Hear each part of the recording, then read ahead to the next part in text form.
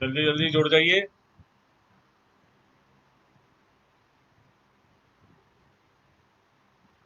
मैं लाइव आ चुका हूँ दोस्तों, 2 मिनट लेट हूँ।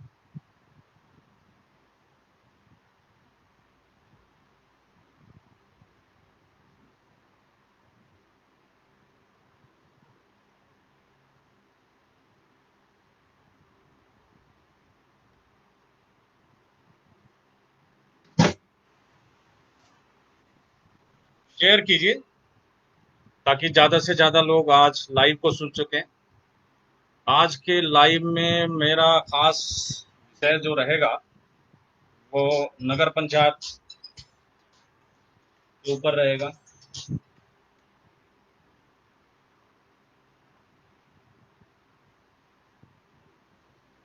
रितेश जी को नमस्कार, राणा रणधीर सिंह जी को नमस्कार, सौरभ जी को नमस्कार, सत्या सिंह जी को नमस्कार।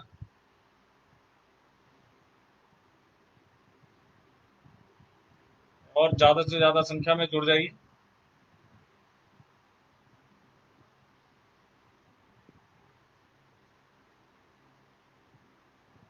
दोस्तों शेयर कीजिए जितना ज्यादा से ज्यादा हो सके। मैं अपने टेक्निकल टीम से अपील करूंगा कि इसको सारे ग्रुप में शेयर कर दें।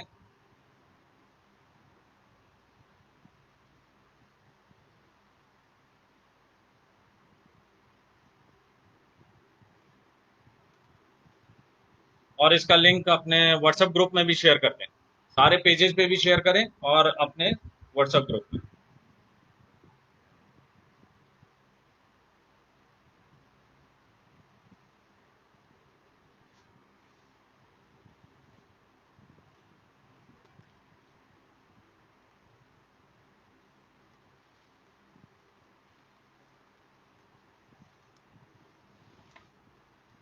ये देखिए, ये कितनी मोटी रिपोर्ट है पूरी नगर पंचायत अध्यक्ष, नगर पंचायत की।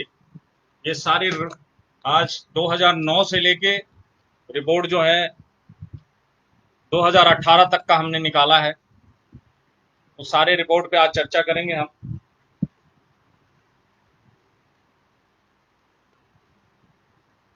इसलिए इसको शेयर करें ज्यादा से ज्यादा।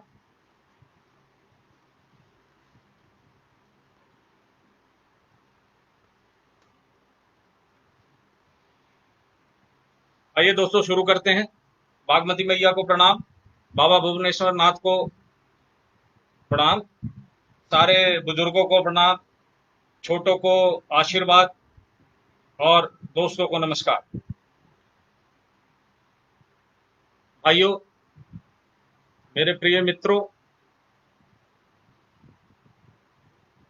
जो आपका सपोर्ट मुझे मिल रहा है और जो हमारी टीम बड़ी होती जा रही है, उसके लिए मैं तहे दिल से आप सबको शुक्रिया अदा करता हूं, आपका आभार व्यक्त करता हूं।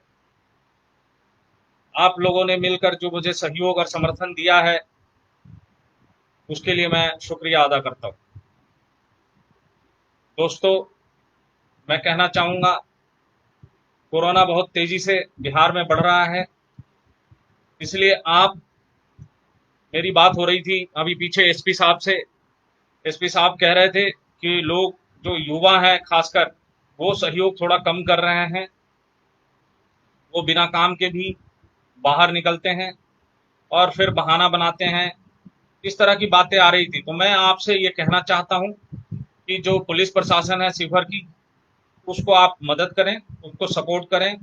इस कोरोना को रोकने में जो हर संभव प्रयास है, उसमें उनकी मदद की गुजारिश है। मैं आपसे आग्रह करता हूं कि कृपया पुलिस प्रशासन को मदद करें। हाँ, पुलिस प्रशासन अगर आपको लॉकडाउन के नाम पर आपको परेशान करता है या आपसे पैसे वसूली करता है या इस तरह की कोई हरकतें करता है, तो इसके लिए मेरा नंबर है 97 11 77 1000, 97 97 11 77 1000। आप पुलिस के द्वारा अगर प्रताड़ित हैं या किसी भी प्रशासनिक पदाधिकारी के द्वारा आपको प्रताड़ित किया जा रहा है या हरस किया जा रहा है या आपको परेशान किया जा रहा है, तो आप मुझे इस नंबर पे संपर्क कर सकते हैं। मैं आपसे गुजारिश करूंगा, घर में रहें, लॉकडाउन का पालन करें, सिर्फ जरूरी से जरूरी काम के लिए ही आप घर से बाहर निकलें।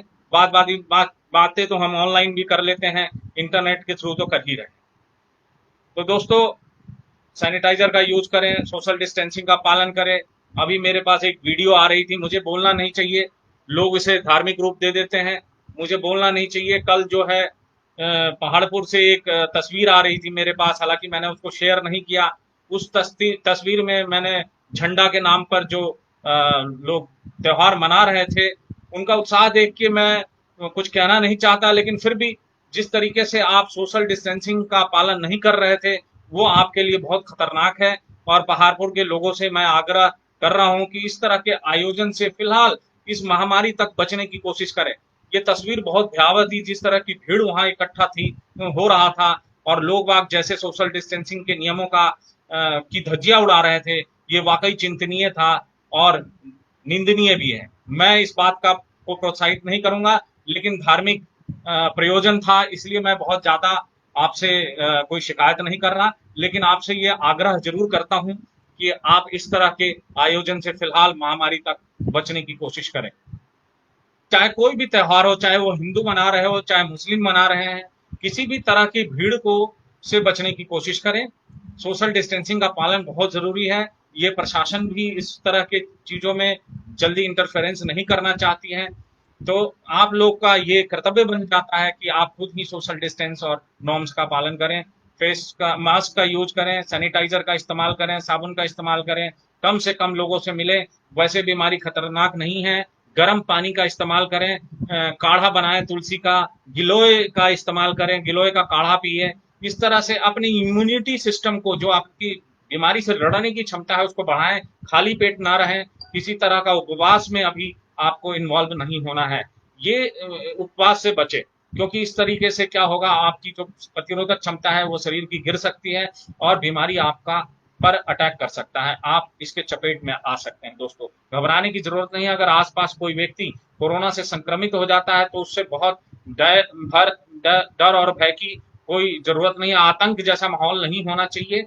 आप अपने घर में आइसोलेट हो जाएं, अलग हो जाएं और सारे नियमों का पालन करें। दवाइयां जो है बहुत पैरासीटामोल की गोली रखें और बुखार होने पे सिर्फ पैरासीटामोल की गोली लें। अदरवाइज आपको कोई बहुत ज्यादा जरूरत नहीं। बहुत ज्यादा परेशानी अगर होता है तो उस केस में इसमें जो सिम्टम है, लक्षण है, वो हल्का खांसी आता है। पहले हल्का सा खांसी आएगा और गले में ऐसा लगेगा जैसे कुछ चीज अटक रहा है, तो इस तरह का सिम्टम आएगा और उसके बाद आपको बुखार आ जाएगा। और बुखार बहुत तेज बुखार, जैसे अब नॉर्मल बुखार हो 99, 98, 100 बुखार हो तो वो कोई बुखार नहीं है। तो नॉर्मल ऐसे बरसात के सीजन में बुखार, वायरल फीवर होने के तो चांसेस बढ़ जाते हैं। लेकिन अगर बुखार आपको 1 से ऊपर है, 2 के आसपास है, 2 से ऊपर है, तो ऐसे स्थिति में हालात चिंतनीय है और गले में दर्द होगा। इस बात का ध्यान रखें, गले में दर्द, हल्का खांसी आ जाएगा। तो दोस्तों, मैं आपसे ये लक्षण बता रहा हूं बीमारी के, गले में खराश, गले में दर्द और हल्की खांसी। खांसी अगर बोलेंगे तो खांसी उठ जाएगा, खांसी हल्का, तो ये लक्षण है, प्राइमरी लक्षण। इस पर अगर आप कंट्रोल करते हैं, गर्म पानी, गर्म चाय, काढ़ा का इस्तेमाल करते हैं, गुनगुना पानी लेते हैं और हल्दी, रात को सोते समय दूध में हल्दी डालकर जरूर पिए। ये रामबाण इलाज मैं आपको बता रहा हूँ। दिल्ली में बहुत लोग इस बीमारी के शिकार हुए थे और बहुत जल्दी इस बीमारी से रिकवर भी हुए हैं। हमारे टीम के भी, एक टेक्निकल टीम के एक सदस्य हैं जो इस कोरोना के चपेट में आ गए थे। अब उनसे मिलता हूं मैं, उन्होंने भी इसके सारे सिम्टम मुझे बताए थे। तो मैं दोस्तों आपसे उन्हीं के अनुभव शेयर कर रहा हूं और उन्हीं के बताए रास्तों को आपको बता रहा हूं, ताकि आप इस बीमारी के चपेट में आए तो बहुत ज्यादा पैनिक क्रिएट करने की, डरने की जरूरत नहीं है। इस बीमारी से मौत हो जाए ये जरूरी नहीं है। ये एक तरह का अफवाह फैलाया जा रहा है कि इस बीमारी के नाम से खौफ है, लोग डर से ज्यादा मर रहे हैं क्योंकि उनको ज्ञान की कमी है, नॉलेज नहीं है। इस बीमारी के सिम्टम को जो मैंने कहा है उसको दोबारा आप इस रिकॉर्डिंग को सुन लीजिएगा और जो गर्म पानी है, पैरासीटामोल है, इसको लीजिए। दोस्तों, अब थोड़ा सा हम बाढ़ की बात कर लें। जो फ्लैश फ्लड है बरसात के कारण और बाढ़ के कारण, आप देख रहे हैं सड़कों की स्थिति बहुत दयनीय होती जा रही है और रोड की हालत बहुत खराब है। बाढ़ के टाइम में थोड़ा सा अपने घर में रहें, इधर उधर मोटरसाइकिलों पे कम घूमें, गिरने की संभावना, एक्सीडेंट होने की पॉसिबिलिटी बहुत बढ़ जाती है। और वैसे भी लॉकडाउन चल रहा है तो लॉकडाउन के नियमों का पालन करें। अब दोस्तों, हम अपने मुद्दे पे आ जाते हैं। एक मुद्दा है जो बहुत इंपॉर्टेंट है। आज आया था हमारे पास पंचायत समिति के एक सदस्य हैं, नाम नाम तो मैं भूल रहा हूँ। ये पंचायत समिति पिपराड़ी में आता है, अंबा उत्तरी के, अंबा सेक्टोली से एक मेरे पास वीडियो आया। इस वीडियो में साफ आप देख सकते हैं, उस वीडियो का लिंक अभी मैं अपने टेक्निकल टीम के मेंबर से आग्रह करूंगा कि उस वीडियो का लिंक आप इसमें शेयर करें। उस वीडियो में साफ साफ बताया जा रहा है कि सत्यापन के नाम पर आधार कार्ड, जो प्रधानमंत्री आवास योजना, इंदिरा आवास योजना भी जिसे कहते हैं, क्योंकि वीडियो को ऑर्डर दिया गया है कि 200-400 जो इंदिरा आवास योजना है जिसको आप बांट नहीं पाए हैं रिश्वत के खोरी के कारण, उस पर ये लगाम नहीं लगा पा रहे हैं। तो अभी एक वीडियो आया है जिसमें सत्यापन के नाम पर कि आधार कार्ड से आपका सत्यापन किया जाएगा। वीडियो साहब, पंचायत समिति का सदस्य जो है, वीडियो साहब के नाम पर 500 रुपया और 700 रुपया वसूली कर रहे हैं। तो इस तरह का जो वीडियो मेरे पास आ रहा है, तो मैं जो भी संबंधित पंचायत समिति के सदस्य हैं उनसे मैं आग्रह करूंगा कि इस तरह के भ्रष्टाचार में से आप दूरी बनाएं। हमारे पास वीडियो आ जाता है, अब मैं कार्रवाई करने को स्वतंत्र हूं, तो फिर कार्रवाई हो सकती है और आपकी जो है आप पर, आप समझ सकते हैं कितना जुर्माना हो सकता है। इस तरीके से वीडियो साहब का भी जो की पारदर्शिता है, उनकी जो ईमानदारी है, इंटीग्रिटी है, that also comes under question. तो मैं आपको ये बात कहना चाहता हूँ बार बार, जितने भी जनप्रतिनिधि हैं, ऐसे लोगों से मैं बार बार कहता हूँ कि दोस्तों, आप जो है जो जनप्रतिनिधि हैं उनको ना रिश्वत दें, ना अगर वो रिश्वत लेते हैं तो उनको प्रोत्साहित करें, क्योंकि अगर वो रिश्वत आप देते हैं तो आप भी कहीं ना कहीं भ्रष्टाचार को बढ़ावा देने में आपका भी कहीं ना कहीं योगदान है। और रिश्वत वो ले रहे हैं तो वो तो भ्रष्टाचार को बढ़ावा दे ही रहे हैं, वो आप देख ही रहे हैं। तो समय समय पर हमारे पास कई वीडियो और इस तरह की जो सूचनाएं हैं वो मेरे पास आ रही है और हम कार्रवाई भी करेंगे। अभी हमारी मजबूरी सिर्फ इतना है कि कोर्ट बंद है, इसलिए हम कोई कार्रवाई नहीं कर पा रहे हैं। अच्छा दोस्तों, मैं एक बात और आपको बताना चाहूंगा। एक सरसौला खुर्द से फिर वीडियो आई जिसमें कब्रिस्तान के ऊपर जो चारदीवारी हुआ था, उस चारदीवारी के बारे में ऑलरेडी डीएम साहब को लिखा जा चुका। मैं बार बार जो बोलता हूँ डीएम चोर है, इस पर कुछ एक व्यक्ति जो आ जाते हैं वो कहते हैं कि नहीं आप ऐसा गलत बोल रहे हैं कि डीएम चोर नहीं है। तो वो तो मैं समझ जाता हूँ, ये स्पष्ट बात है कि जो डीएम चोर है उसके खिलाफ जा रहे हैं और कह रहे हैं कि नहीं डीएम ईमानदार है, तो कहीं ना कहीं आप भी भ्रष्टाचारी हैं या फिर दलाली में संलिप्त हैं, इसीलिए डीएम को आप बढ़ावा दे रहे हैं। डीएम चोर है, ये बात स्पष्ट है। मैं आपको ये स्पष्ट करके भी दिखा दूंगा, इसको साबित करके दिखा दूंगा कि डीएम कितना बड़ा चोर है। मुझे कुछ समय चाहिए, कोर्ट खुला नहीं है, इसलिए मैं आपको आपको बताऊं, अभी एक सूचना आ रही कि डीएम जो है अपने ट्रांसफर लेने के लिए बहुत ज्यादा व्याकुल है। डीएम भागना चाह रहा है यहाँ से।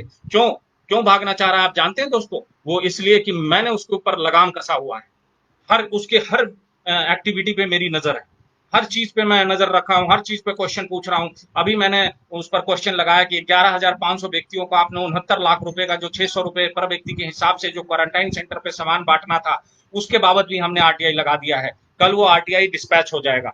हमने कल तैयार कर लिया था आरटीआई। 13 अपील, हमारे कई आरटीआई का अपील नहीं आया था। दोस्तों मैं बात से थोड़ा डेविएट हो रहा हूँ, मैं ये आपको बताना चाहता हूँ कि मैं उन पे नजर रख रहा हूँ। उनके हर सारी जो भी भ्रष्टाचार है, जो भी अनियमितता उनके द्वारा की जा रही है, उस पर नजर है। लक्ष्मण पटेल पे मेरी नजर है और उन सारे व्यक्तियों पे नजर है जो किसी न किसी तरीके से इस भ्रष्टाचार में संलिप्त हैं। तो वो इस डर से अब ट्रांसफर लेने की बात कर रहे हैं। लीजिए, आप ट्रांसफर लीजिए, कहाँ भागिएगा? आपको हम घर से ले आएंगे उठा के, आप भाग कहाँ जाएंगे? जहां भी भागेंगे हम वहां से उठा के ले आएंगे, क्योंकि मैं वो व्यक्ति हूं जो न किसी से भय खाता, न किसी से किसी तरह के रुपये का लालच। आपको पता है मुझे रुपयों का लालच भी दिया जा रहा है, आपको पता है मुझे कई लोग भय दिखाने की भी कोशिश कर रहे हैं। तो खैर, हमें उससे कोई फर्क नहीं पड़ता, हम अपने काम पे चलते रहेंगे और आगे बढ़ते रहेंगे। तो मैं आपको ये बता रहा हूं कि डीएम साहब को लिखित आवेदन देने के बाद कि इस कब्रिस्तान के चारों तरफ जो चहरदीवारी हुई है, वो चहरदीवारी पहले भी गिर गया था और उसका बचा पोर्शन का भी 40 फुट अब दोबारा गिरा। परसों की घटना है ये। घटना जैसे ही हुई मेरे पास उसकी वीडियो आई, उसमें बच्चा बाल बाल जो उस तरह जगह तालाब है उसमें नहा रहा था, उसमें से बच्चा उस अवशेष के नीचे दबने से बाल बाल बचा है। दोस्तों मैं आपको ये बताना चाहता हूं कि अगर वो मर जाता, बच्चे मर जाते, 2 3 4 बच्चे जो भी मरते, ये तो ऊपर वाले का शुक्र है कि सारे बच्चे बच गए। अगर मर जाते तो आज 20 25 30 लाख रुपए का जो उनको देना पड़ता राशि, क्षति राशि, उसका उसका नुकसान सरकार के ऊपर पड़ता। वो राशि किसकी है? आपकी राशि है। और उस राशि का नुकसान आप आपको करना पड़ता, आपको भरना पड़ता। तो दोस्तों, मैं इस तरह की जो कुव्यवस्था है, मैंने उनको जब वो आवेदन लिख के दिया गया, उसमें ये कहा गया है कि आप उसकी जांच करिए, और जिस व्यक्ति ने इसमें भ्रष्टाचार किया है, घोटाला किया है, उसके प्रॉपर्टी से पैसा वसूली करके इसको दोबारा अच्छे तरह से निर्माण किया जाए। इसके बजाय क्या हो रहा है, उसी को तोड़ के फिर से रिपेयरिंग का कार्य चल रहा है, और फिर से ये दूसरी घटना घट गई। तो कितना बड़ा चोर ये डीएम है, और इतना घटिया डीएम आज तक शिवहर के इतिहास में 95 से लेके 2020-25 सालों के इतिहास में इतना घटिया और इतना बड़ा चोर डीएम नहीं आया। दोस्तों, ये ऐसा डीएम है जो अपना सम्मान पैसे देके करवाता है, पैसे देके, जिसकी चर्चा मैंने आपको किया था, और कुछ दलालों के द्वारा ये बार बार सम्मानित करके अपने आप को समाज के सामने ये पेश करता है कि सिर्फ राकेश ही मेरे विरोध में है, बाद बाकी लोग तो हमारे साथ हैं। तो आपको स्पष्ट पिक्चर मैं देता रहता हूं, आपको दिख भी रहा है। दोस्तों, मैं किसी भी भ्रष्टाचारी को बख्शने वाला नहीं, चाहे वो कोई भी व्यक्ति है हो, चाहे वो जिले का कोई भी अपराधी हो, बहुत बड़ा तिस्मार खा हो, बहुत बड़ा पहलवान हो, या बहुत बड़ा सांसद या विधायक हो, मैं किसी को भी बख्शने वाला नहीं। मैं हर घड़ियाल के मुंह में हाथ डालूंगा, हर वो शेर जो भ्रष्टाचारी है, हर वो व्यक्ति जो भ्रष्टाचारी है, मैं उसके हलक में हाथ डाल के उसके भ्रष्टाचार का सारा कहानी लोगों के बीच रखूंगा। मैं किसी भी व्यक्ति को नहीं मानता। हाँ दोस्तों, मैं आपको एक बात जरूर कहूंगा कि जो धमकी आती है आपके पोस्ट पे, जो गालियां आती है, तो कृपया इस बात का मैं आपसे अपील करता हूं इस लाइव के माध्यम से दोस्तों, कि आप ऐसे व्यक्ति का जवाब कोशिश करें कि ना दें, क्योंकि इनका चरित्र ही बहुत गीला है। ऐसे व्यक्तियों के बारे में सुनने आ रहा है कि ये धन और धर्म दोनों से खेलते हैं। ऐसे व्यक्तियों के साथ लोग पिक्चर फोटो खिंचवाने से भी परहेज करते हैं, लोग बैठने से भी परहेज करते हैं, लोग अपने घर के दरवाजे पे भी नहीं बैठने देते, क्योंकि ऐसे व्यक्ति के बैठने से ऐसा लोग उनके परिवार के बारे में गलत सोचने लगते हैं। जो स्टेज पे कूद के फोटो खिंचवा लेता है, जो जो किसी भी व्यक्ति के साथ खड़ा हो जाता है, फोटो खिंचवाता है, ऐसे व्यक्ति के बारे में मैं आपको कहना चाहता हूं दोस्तों, ऐसे व्यक्ति अगर आपने गुर्गों से या खुद से या किसी व्यक्ति से आपको गाली दिलवाता है, तो ऐसे व्यक्ति का जवाब आप, मैं वकील साहब एडवोकेट रूबी सिंह राजपूत, जो सुप्रीम कोर्ट के वकील हैं, मैं गुड इवनिंग बोल रही हैं, तो मैं भी आपको गुड इवनिंग बोलता हूं। सुनील कुमार गुप्ता जी, वेलकम। अच्छा, मैं आपको ये कहना चाहता हूं कि अगर कोई व्यक्ति आपके पोस्ट पे आके गाली देता है, या बदतमीजी से बात करता है, या धमकी देता है, तो हमारा चरित्र और हमारा संस्कार, हमारे पिताजी ने, हमारे पूर्वजों ने जो हमें संस्कार दिया है, उस संस्कार के हिसाब से हम गाली का जवाब गाली से नहीं देना है। हमें उसका जवाब बिल्कुल शालीनता से देना है। उसे कहना है कि आपके पिताजी ने ये संस्कार भरे हैं कि आप सिर्फ गाली दो, किसी को धमकी दो। हमारे पिताजी ने और हमारे पूर्वजों ने, हमारे अग्रजों ने ये नहीं सिखाया है कि गाली देना किसी भी व्यक्ति को। तो गाली का जवाब कतई भी गाली से ना दे, बिल्कुल शालीनता से दें। हम जिस रास्ते पे चल रहे हैं, ये सत्य का रास्ता है, हम जानते हैं बहुत कठिन रास्ता है, हम चलते रहेंगे, धीरे धीरे हम कामयाब भी होंगे, और हम बहुत कामयाबी पे हैं। दोस्तों, एक बात और हम आपसे कहना चाहेंगे, राकेश शिवहरी के नाम का इस्तेमाल करके ऑफिस में काम हो रहा है, बहुत अच्छी बात है, आप नाम का इस्तेमाल करके काम कीजिए, लेकिन ये मैं आपसे दरख्वास्त करूंगा कि मेरे नाम का इस्तेमाल करके किसी से गलत काम ना कराएं, कोई जबरन वसूली का काम ना हो, इस बात का ध्यान रखें। मेरी निगाह भी इसके ऊपर है। निशांत रंजन जी को नमस्कार। तो दोस्तों, मैं आपको ये कहना चाहता हूं कि इस टाइप के अपराधी प्रवृत्ति का व्यक्ति जो आपने ग्रुपों से और कुछ व्यक्तियों से आपको गाली दिलाता है, आपकी निजी निजी सार्वजनिक बात को छोड़ के निजी बातों पे जो आपको बार बार आक्रमण करता है, ऐसे व्यक्तियों को नेग्लेक्ट कीजिए। ऐसा व्यक्ति के तो टिकट मिलने की बात बहुत दूर दूर है, बहुत दूर, टिकट मिलना भी असंभव है। मैं आपको, मेरे से स्टाम्प पेपर पे लिखवा लीजिए, ऐसे व्यक्ति को टिकट नहीं मिलने जा रहा है, और विधायक बनने का सपना तो पूरा होगा ही। ऐसे व्यक्ति के मोरल को, नैतिक को, हमेशा नैतिकता को डाउन करना है, क्योंकि ऐसे व्यक्ति समाज पे, समाज के लिए खतरा है, समाज के लिए कोड़ है। ऐसे व्यक्ति समाज के लिए हमेशा परेशानी का सबब बनेंगे। ऐसे व्यक्ति से आपको दूरी बना के रखना है। दोस्तों, मैं एक बात और आपको कहना चाहूंगा कि जब भी मैं भ्रष्टाचार के खिलाफ लड़ता हूं, मैं भी, तो कुछ लोग गुटबंदी कर रहे हैं, गुटबंदी कर रहे हैं, तो कोई बात नहीं, आप करिए गुटबंदी, लेकिन कृपया मेरी आपसे दरख्वास्त है कि आप इसको जातीय रंग देने की कोशिश मत कीजिए। अभी डीएम साहब इसको बैकवर्ड फॉरवर्ड की का रूप देने की कोशिश कर रहे थे, फिर हमने अपने तरकीब से उस उनके इस गेम प्लान को, उनके इस षड्यंत्र को फेल कर दिया। आप सोचिए, एक डीएम लक्ष्मण पटेल के साथ मिलकर भ्रष्टाचार के विरुद्ध आंदोलन को जातीय रूप देने की कोशिश कर रहा था। वैसे ही ये अपराधी प्रवृत्ति का व्यक्ति इसको भी जातीय रूप देने की कोशिश कर रहा था। तो खैर, मैं आपको एक बात बताना चाहूंगा दोस्तों, मेरे टीम में सारे जाति के लोग जुड़े हुए हैं। मैं जाति विशेष पे ध्यान नहीं देता। अब मैं आपको बताता हूं कि सबसे पहले मैंने स्वजातीय लोगों पर ही आक्रमण किया था। स्वजातीय जो ओम प्रकाश सिंह है कटैया के, और कुछ एक व्यक्ति जो स्वजातीय हैं जिन पे आक्रमण किया था, कुछ मुस्लिम है। आज का भी जो वीडियो है अम्बा सेक्टोली से आ रहा है वो एक मुस्लिम के खिलाफ है। तो मैं जाति विशेष पर ध्यान नहीं देखता। इस जाति विशेष में कोई भी आ सकते हैं, किसी भी जाति विशेष के लोग आते हैं। हाँ, पीछे ये सुनने में आ रहा था कि मैं ब्राह्मणों के खिलाफ हूं। बिल्कुल नहीं दोस्तों, मैं आपको बता दूं, मेरे टीम में अगर आज 3,000 मेंबर हैं, 3,000 सदस्य हैं, तो उसमें से लगभग 1,000 सदस्य जो हैं वो ब्राह्मण हैं। और ब्राह्मण आपको पता है हमेशा राजपूतों के लिए पूजनीय रहे हैं, और मैं उनका आदर करता हूं, सम्मान करता हूं, उनको इज्जत देता हूं। तो दोस्तों, ये लोग जो गलतफहमी में आपको, ये सिर्फ आपके भ्रष्टाचार विरोधी मुहिम को कमजोर करने का, इन दलालों का, इन भ्रष्टाचारियों का एक सिर्फ तरकीब है दोस्तों। तो इसको ध्यान रखना है, इस पर नजर बनाए रखना है। मेरा और आपका आंदोलन सिर्फ और सिर्फ भ्रष्टाचार के विरुद्ध है, और किसी के खिलाफ नहीं। किसी भी जाति के हों, किसी भी विशेष, आप बताइए, कभी भी आपका फोन आता है, मैंने आपसे कभी जाति पूछा क्या? आपकी कोई भी समस्या आती है, मैं आपसे जाति पूछा क्या? ना ही मैं जाति पूछता हूं। मैं सिर्फ और सिर्फ, मेरा एक ही क्वेश्चन होता है, आपकी समस्या क्या है, आपका गांव कौन सा है, किस पंचायत से हैं, किस वार्ड नंबर से हैं। तो मैं इतने पूछने के बाद आपका काम शुरू कर देता हूं दोस्तों। आपने कभी भी आरटीआई का फॉर्मेट मांगा, मैंने आपसे जाति का पूछा क्या? और आपको बता दूं, जो टेक्निकल टीम के हेड हैं वो भी पंडित जी हैं हमारे।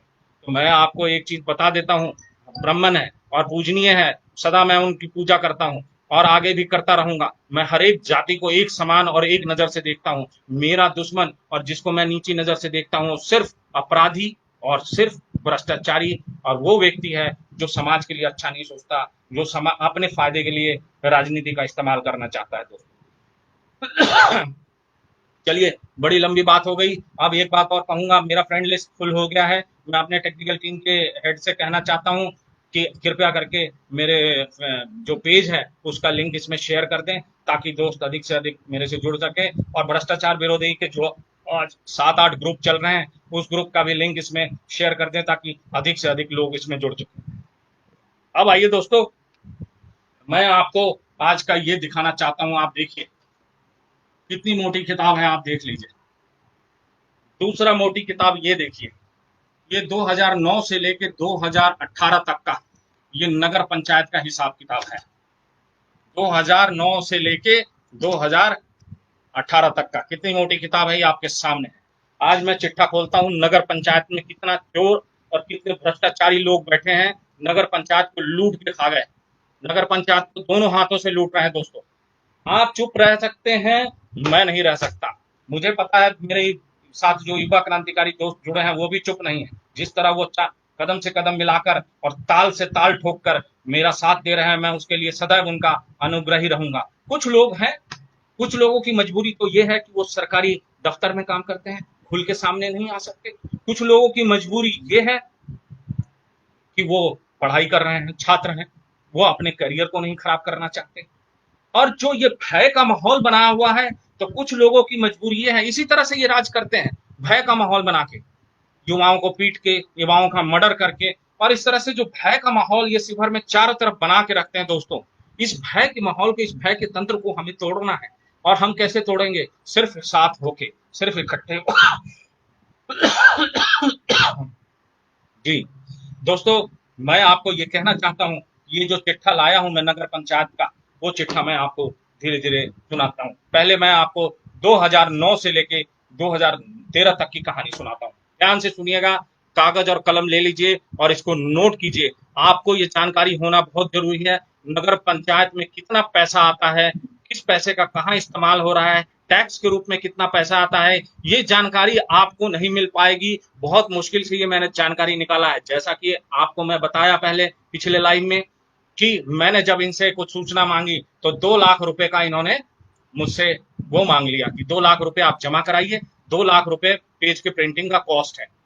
तो दोस्तों 2 लाख रुपए मैं दे दूंगा, लेकिन मेरे पास तो कोई दूसरा तरीका भी है उनको निकालने का। मैं फिलहाल उस तरीके से निकाल के लाया हूं, और आपको कागज और कलम ले लें दोस्तों और इसको जरा नोट करना शुरू करें। आपके नगर पंचायत में क्या चोरी हो रही है और किस तरह दोनों हाथ से लोग लूट रहे हैं, उसको जरा आप देखिए। पहले मैं आपको बता रहा हूं 2009 से 2000। शिवम निराला जी जय श्री राम, प्रदीप कुमार जी कह रहे हैं जय श्री राम, जय श्री राम। दोस्तों आप इसी तरह शेयर करते रहिए और सुनते रहिए। अब आइए, मैं 2009 से लेके 2013 तक की जो है आपको मैं बता रहा हूं सूचना। ये आप जो है पेन और कागज रख लें, तभी याद रहेगा, नहीं तो आपको बार बार मेरा लाइव देखना पड़ेगा और तब जाके आपको पता चलेगा। दोस्तों आइए मैं आपको बताता हूं। देखिए, बिहार नगर पालिका अधिनियम है, जिसको बिहार म्यूनिसिपल एक्ट भी कहते हैं, उसके धारा 75 के अनुसार क्या है, बगैर बजट प्रावधान के किसी प्रकार का व्यय नहीं किया जाएगा। अब देखिए, 2009 से 13 तक बिना बजट बनाए हुए खर्चा किया गया, इसलिए बगैर बजट प्रावधान के उक्त वर्षों में किए गए, मतलब 2009 से 13 तक, उसको अप्राधिकृत अनऑथराइज्ड एक्सपेंडिचर माना जाएगा। इस प्रकार वित्तीय वर्ष 2009 से 10 और तथा 2012-13 के दौरान किया गया संपूर्ण व्यय अपराधिकृत है। दोस्तों किस तरह की,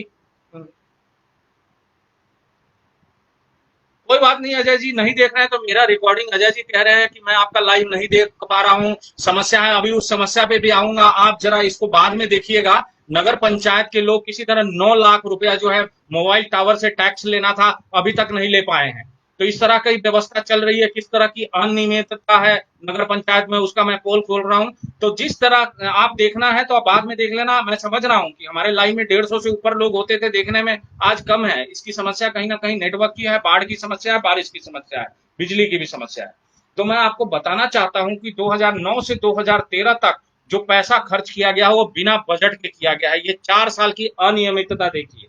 अब सरकारी अनुदान जो इनको आया है वो 2009 से लेके 2013 में नगर पंचायत को कुल रुपया 6 करोड़ 83 लाख 29,751 रुपया आया।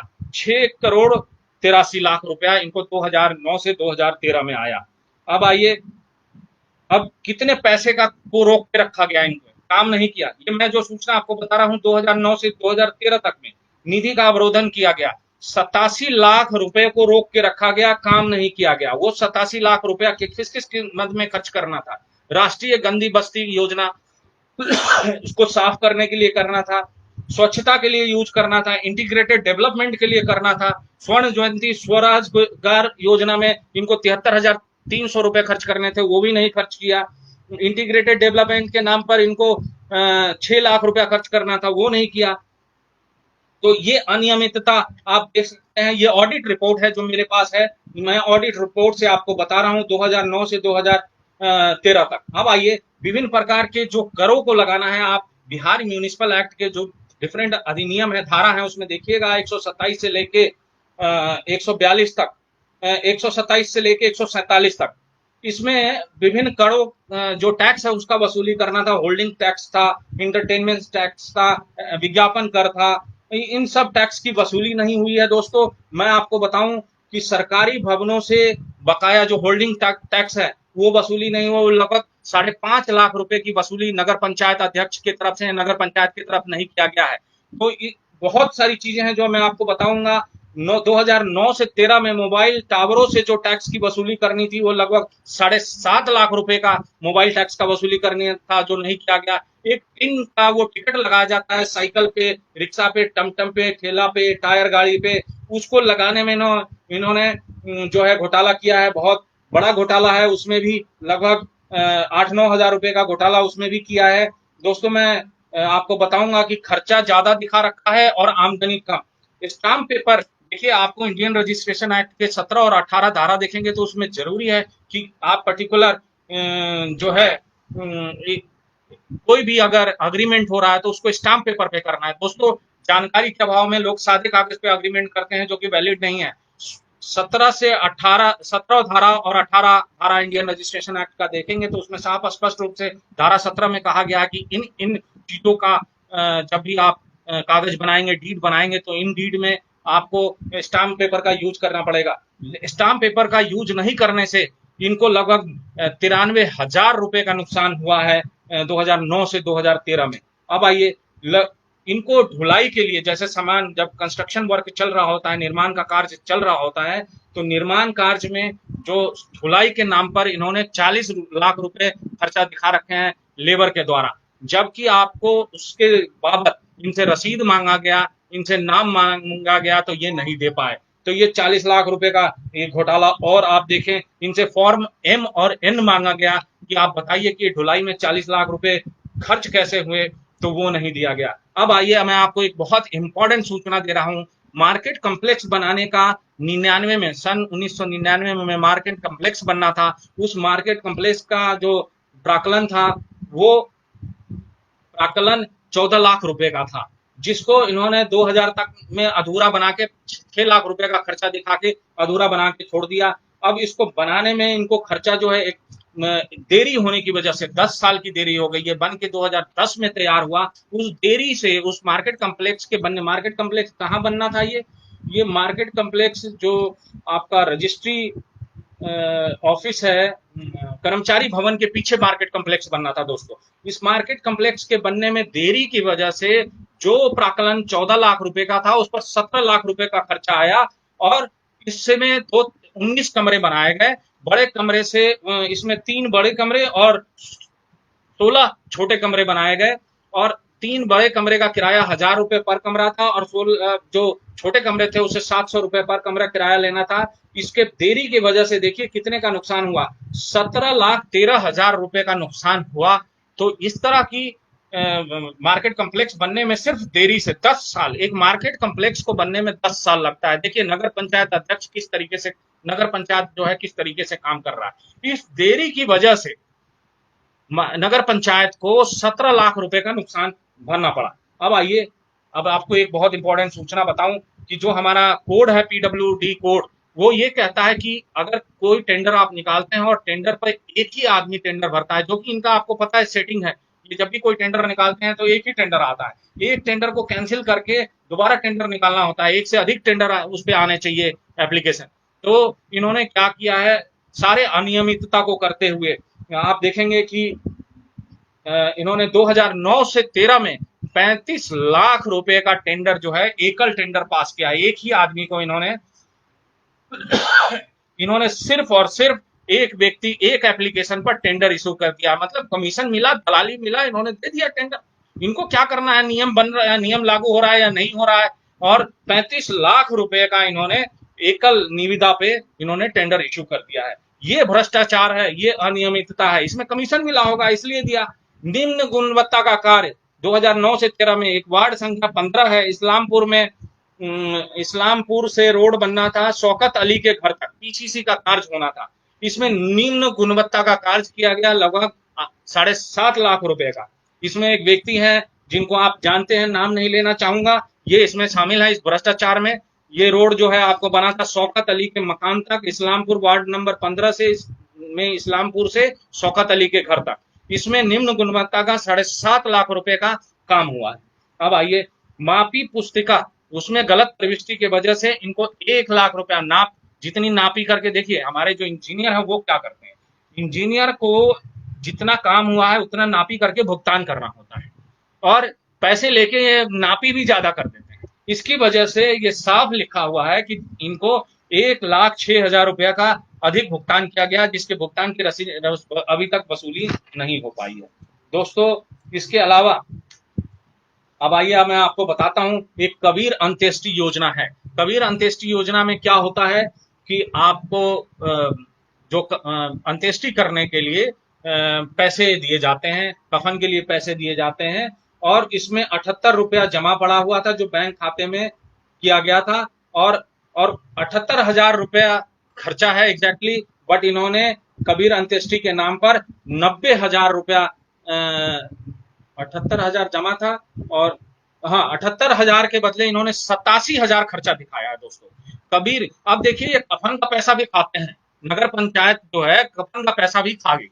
अब 78,000 रुपए का इनका है, और ये दिखा रहे हैं 87,000। ये 9,000 रुपए जो एक्स्ट्रा दिखाए हैं, उस 9,000 रुपए का अगर सिर्फ सूखा खांसी हो तो। अच्छा, सुधीर जी पूछ रहे हैं अगर सिर्फ सूखा खांसी हो और बुखार नहीं हो तो चिंता की विषय नहीं है, गर्म पानी पीजिए, गरगरा लीजिए और गर्म पानी से गलगला कीजिए और आप जो है काढ़ा पीजिए, तुलसी का, गिलोय का काढ़ा पीजिए, सूखा खांसी ठीक हो जाएगा। लेकिन अगर सूखा खांसी के साथ बुखार है तो आपको ध्यान देने की जरूरत है, अपने आप को आइसोलेट करने की जरूरत है। अच्छा दोस्तों, मैं एक देखिए, अब कबीर अंत्येष्टि पे नगर पंचायत आज की जो नगर पंचायत में चोरी है वो देखिए। कफन का पैसा कैसे खाते हैं, 78,000 रुपए की जगह इन्होंने 87,000 दिखाया कि हमने अंत्येष्टि के लिए 87,000 रुपए बांटा।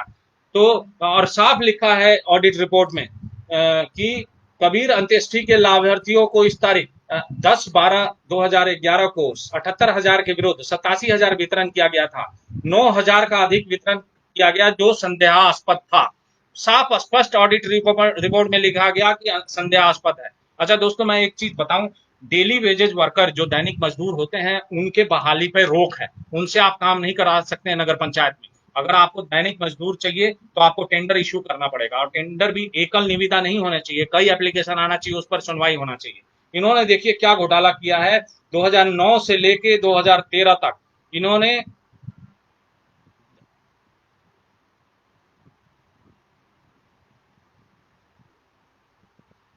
15,67,945 रुपए की दैनिक मजदूरी दिखाया है, जो कि अपने आप में बहुत बड़ा घोटाला है। 15 लाख रुपए का जब इनसे मांगा गया कि आप ऐसे कैसे कर सकते हैं, आप दैनिक कर्मी, दैनिक मजदूर आप बहाली नहीं कर सकते हैं, आपने दैनिक मजदूर कैसे बहाली कर दिया, इनके पास कोई जवाब नहीं था। अब मैं आपको बताऊं, होल्डिंग टैक्स, होल्डिंग टैक्स का मतलब क्या होता है, प्रॉपर्टी टैक्स होता है। होल्डिंग टैक्स का मतलब दोस्तों आप समझ लीजिए, शिवहर में होल्डिंग टैक्स का मतलब प्रॉपर्टी टैक्स, आपके पास जो प्रॉपर्टी है, मकान है, उससे रिलेटेड टैक्स। उस टैक्स के बारे में आप जानेंगे तो आपको आश्चर्य होगा कि टैक्स की वसूली ये नहीं कर पाते हैं। होल्डिंग टैक्स की रसीद बुक जब इनसे मांगा गया 2009 और 13 में, तो ये नहीं दे पाए। तो किसी तरह का आपने देखा, मोबाइल टावर टैक्स जो है ये वसूली नहीं कर पा रहे हैं। तो इस तरह का घोटाला साफ साफ आपको दिख रहा है। ये 2009 से 2013 का था। अब मैं आपको 13-14 का बताऊं आपको दोस्तों,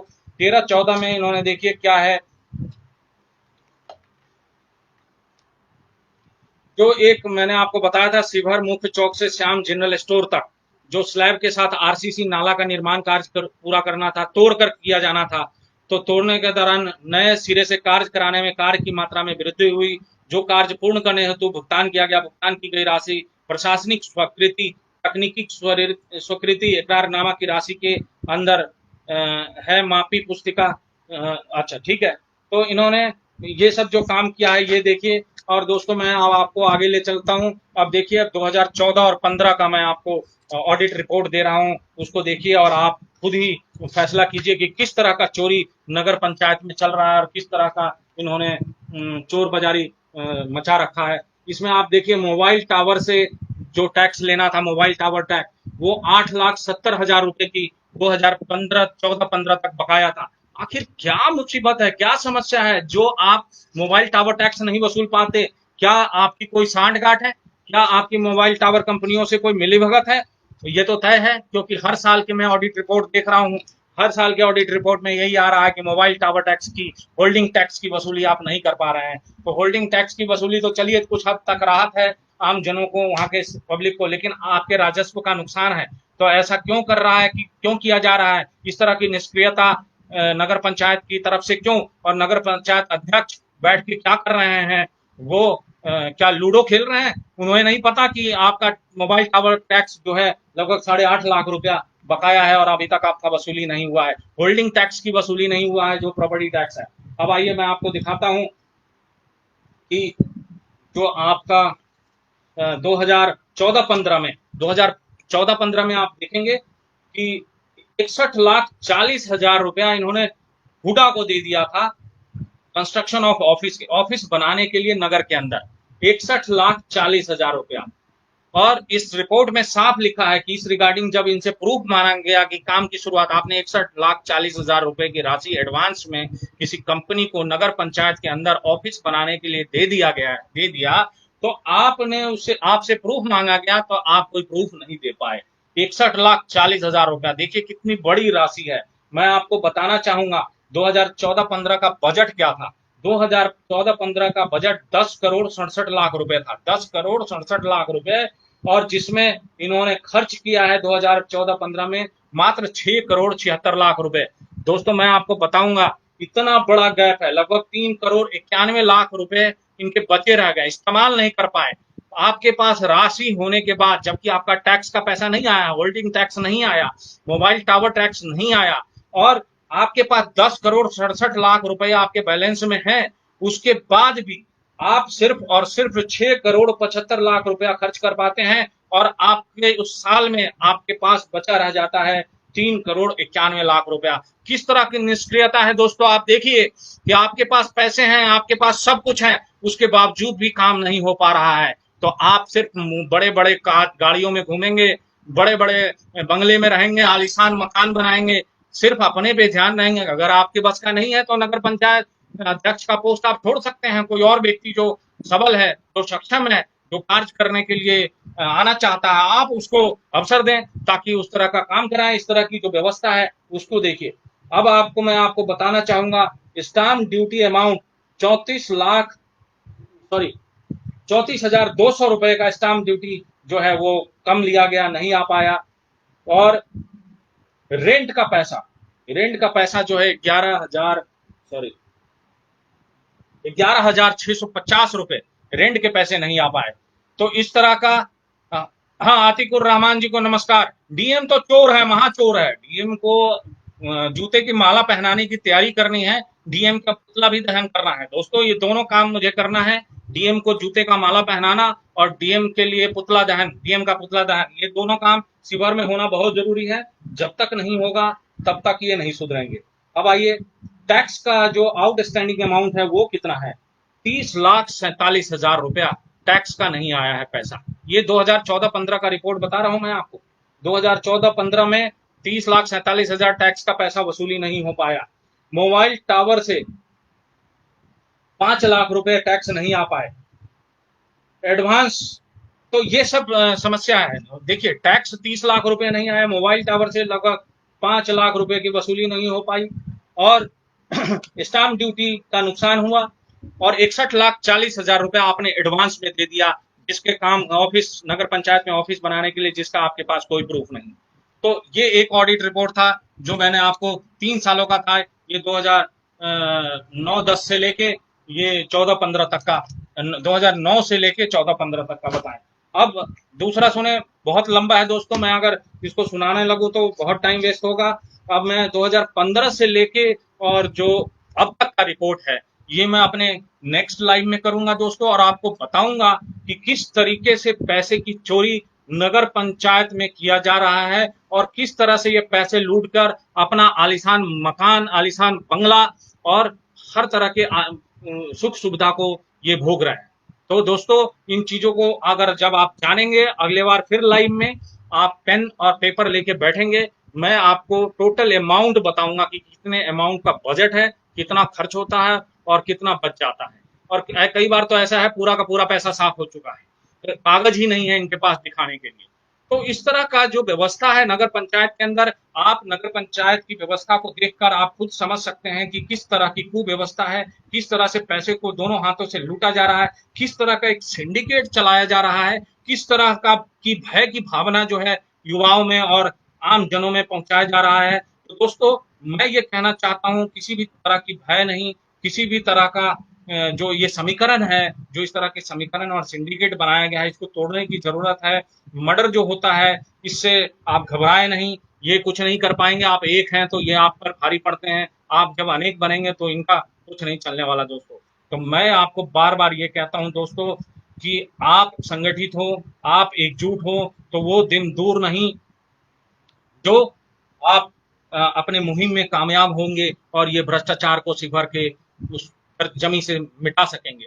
दोस्तों मैं आपको एक बात कहना चाहूंगा कि पीढ़ी जो है सवाल जरूर पूछती है, आने वाली पीढ़ी ये सवाल पूछेगी कि जब राकेश सिफरी लड़ रहा था तो आप कहाँ थे, क्योंकि मैं तो इतिहास बनाऊंगा। आपको पता है मैं रुकने वाला नहीं। हाँ ठीक है, ये मेरे खिलाफ षड्यंत्र कर रहे हैं, मेरी हत्या कर दी जाए वो और बात है, अगर मुझे मिटा दिया जाए वो और बात है। अगर मैं जिंदा रहूं तो मैं आपको 100% गारंटी देता हूं कि मैं इस मुहिम को छोड़ने वाला नहीं और किसी भी लालच और भय से पीछे हटने वाला नहीं दोस्तों। ये जो षड्यंत्र है, जो रचा जा रहा है, आपको इस षड्यंत्र को समझना है और इस षड्यंत्र को तोड़ना है, आपको भेदना है। एक अभिमन्यु लड़ रहा है कौरवों से, ये भ्रष्टाचारी कौरवों से लड़ रहा है। तो इस अभिमन्यु को साथ दीजिए दोस्तों, इस अभिमन्यु के संग खड़े रहिए, ताल से ताल मिला के, ताल से ताल ठोक के साथ दीजिए। मैं आपको वादा करता हूं, और हो सकता है, मैं ये नहीं कहता हूं कि मैं नहीं रहा अगर इस धरती पे तो दूसरा अभिमन्यु नहीं पैदा होगा, सैकड़ों अभिमन्यु पैदा होंगे, आएंगे जाएंगे, मैं इस बात को कतई नहीं कहता। लेकिन जो मौका मैं आपको दे रहा हूं, उस मौका का लुत्फ उठाइए, फायदा उठाइए, क्योंकि आने वाले पीढ़ी सवाल जरूर पूछेगा कि जब राकेश सिंह आवाज उठा रहा था तो आप कहाँ थे, आपने क्यों नहीं साथ दिया। तो आप अपने लिए ना सही, आप अपने आने वाली पीढ़ी के लिए सही आवाज बुलंद कीजिए, आगे आइए। नगर में, पंचायत स्तर पर आपको देखिए, पंच स्तरीय व्यवस्था है बिहार में, पंच स्तरीय व्यवस्था, ग्राम पंचायत की व्यवस्था, पंचायत समिति की व्यवस्था, जिला परिषद की व्यवस्था, विधानसभा की व्यवस्था और संसदीय सभा, संसद की व्यवस्था। इसके बावजूद संसदीय क्षेत्र की व्यवस्था है, इस पंच स्तरीय व्यवस्था के बावजूद विकास नाम की चीज तो नजर ही नहीं आ रहा।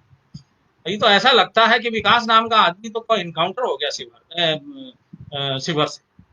तो इस तरह का जो माहौल है, इसको बदलने की जरूरत है। आपको एकजुट होने की जरूरत है, आपको आगे आने की जरूरत है। आरटीआई के सवाल के लिए मैं आपको बार बार कहता हूं, एक बहुत बड़ी खुशी की बात है कि जिस तरह से अब हर पंचायत में आरटीआई लग रहा है, ये हमारे टीम की, हमारे मुहिम की बहुत बड़ी सफलता है। हर कोई आरटीआई लगा रहा है, आगे बढ़ रहा है। ठीक है, आरटीआई के जवाब नहीं मिल रहे, इससे आपको घबराने की जरूरत नहीं है। फर्स्ट अपील में आएंगे हम, सेकेंड अपील में आएंगे, कंप्लेन में आएंगे। सेक्शन 18 आरटीआई में कंप्लेन की व्यवस्था है, हम आएंगे। हमारे टीम में, टेक्निकल टीम से, जो हमारे आरटीआई एक्टिविस्ट हैं, उससे जुड़िए, उससे हमारे साथ सवाल पूछिए, उनसे सब मदद लीजिए, आगे बढ़िए। आप आगे बढ़ेंगे, आगे बढ़ रहे हैं और हमें बहुत खुशी हो रही है। दोस्तों, एक विषय पर चर्चा और मैं आपको करना चाहूंगा कि एक पंचायत है, पंचायत में 100 के दम के नाम से एक तरह का संगठन का गठन हुआ है, जिसमें 100 युवा है और वो युवा बड़े मेहनती हैं, आगे बढ़ के काम करते हैं। तो दोस्तों, मैं आपको ये कहना चाहता हूँ कि हर पंचायत में ऐसे 100 युवाओं का जो है आप एक संगठन तैयार कीजिए, जिसका नाम जैसे 100 का दम, 100 पावर 100, कुछ ऐसा करके आप नाम रखिए। 100 आदमी होने चाहिए। मैं आपको वादा करता हूँ, वो दिन दूर नहीं जिस तरह से लोग बाग काम कर रहे हैं, जिस तरह से युवा आगे आ रहे हैं। देखिए, मैं पुरानी पीढ़ी पे बहुत ज्यादा, जो पिछली पीढ़ी है उस पर जोर नहीं देना चाहता, उसमें उनमें अज्ञानता भी है, उतना नॉलेज भी नहीं है, फिर उनकी शारीरिक क्षमता भी थोड़ी कम हो गई है। अब वो संघर्ष नहीं कर सकते, जूझ नहीं सकते। आप नाम बदल के ही सही, आप कम से कम फेसबुक पर नाम बदल के ही सही आप मेरा सपोर्ट तो कर सकते हैं दोस्तों। इस तरह से आप आगे बढ़िए, तो मैं आपको विश्वास दिलाता हूं कि मैं आपको बहुत कंट्रोल। अब ये हाकार जो मचा हुआ है विरोधी खेमे में, आप देख रहे हैं जिस तरह की कुलबुलाहट, ये साफ तौर पे जाहिर स्पष्ट संकेत है कि वो कमजोर पड़ रहा है। ये कुलबुलाहट साफ साफ तौर पे आपको दिखाता है कि किस तरह की हमारी मुहिम चल रही है, हमारा मुहिम कितना ताकतवर और संबल हो चुका है दोस्तों। अब कुछ क्षेत्रों में काम करने की जरूरत है और हम उस पर कार्रवाई करेंगे दोस्तों। अभी रिजल्ट बहुत कुछ नहीं दिख रहा है, लेकिन बावजूद इसके अगर अधिकारी और जो भ्रष्टाचारी लोग हैं डर रहे हैं, तो ये भी एक बहुत बड़ी सफलता है। और हम आगे आगे धीरे धीरे आगे बढ़ते रहेंगे, क्योंकि कोर्ट बंद है दोस्तों, इसलिए हम कुछ कार्रवाई नहीं कर पा रहे हैं, हमारे हाथ बंधे हुए हैं। जितने भी एप्लीकेशन जा रहे हैं, अपील जा रहे हैं, ये घुमा रहे हैं, बातों का अस्पष्ट जवाब दे रहे हैं।